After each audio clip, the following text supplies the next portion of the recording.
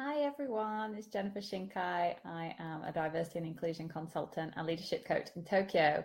And I have seen a lot of posts on Facebook this week about, I'm going back to work in April. And I just found out about Nareshi Hoiku, which is like getting used to childcare for my kids. How am I going to work? So I thought I would put out a small video for managers, 3 simple tips that you can do from tomorrow to help your returning parents, usually mothers in Japan, who are coming back to work in April. So the first tip is to reach out now to them. Send them an email and let them know how much you are hoping they will return smoothly and how understanding you are of the challenges that they might be facing. So most Japanese daycares have a system, as I mentioned, called Nareshi Hoiku. And this can mean that your employee will not be able to come to work until at least Golden Week. Some schools are saying come for 2 hours a day for the first week. Then your child can come for 2.5 hours a day for your first week. And when I came back from childcare leave with my son, on the first week, I was expected to be there to help him to get over his separation anxiety.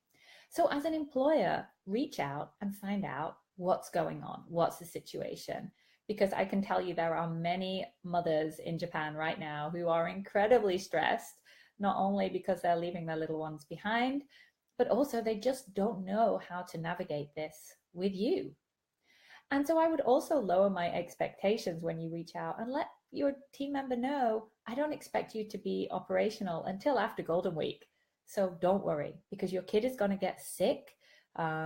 It's all going to be very stressful, especially for the first month or 2 months, or maybe even 3. So step number 1, reach out now and let your employee know that you are on their side. So the second thing is when they do come back to work, maybe after this Nareshi Hoiku period has finished, welcome them back. Like, have a banner, have some flowers, have a balloon, send an email around the office to say, hey, Nani Nani-san is back, and we are so glad to have her back in the office because she is great at. And remind them why you want them to be here. You know, talent in Japan is really, really hard to come by. So treat your human resources as true assets and honor them to make them want to come back. Because the main reason that working mothers leave their companies in Japan is because they don't feel supported by their manager. So don't be that manager.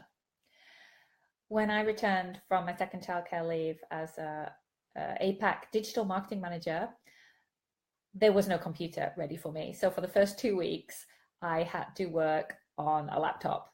It was not a great re-onboarding experience. So I would like to share, make sure that, people are welcomed back. And, let everyone in the team know that they're coming back. And as you mentioned in part 1, maybe they won't be operational until after Golden Week. So let's give them a break. And regarding giving these people a break, catch up and have regular communication. As I mentioned, this talent in Japan is so expensive, hard to find, and you need to treat this person who's returning so carefully because a working mom can be an amazing resource for your organization. Not mendokusai at all, not a pain, and actually very efficient, very focused, and very grateful to have the opportunity to work with you and for you and do meaningful work in your organization. So the 3 things that you can start to do from today actually is send that email this afternoon. Reach out and say, hey, Nani Nani-san, we're so excited to have you back. Let me know what your situation is with Nareshi Hoiku and so on. Get ready to welcome them back. Plan what you're going to do as a team. And it doesn't need to be a big thing, but do something to bring them back into the company. And the third stage as well, catch up. And remember that this employee might have been out of your business for over a year, maybe 18 months. A lot has changed. And you, as their manager, need to be the person who is enabling them to find out who's in charge of this now, what systems have changed and been updated.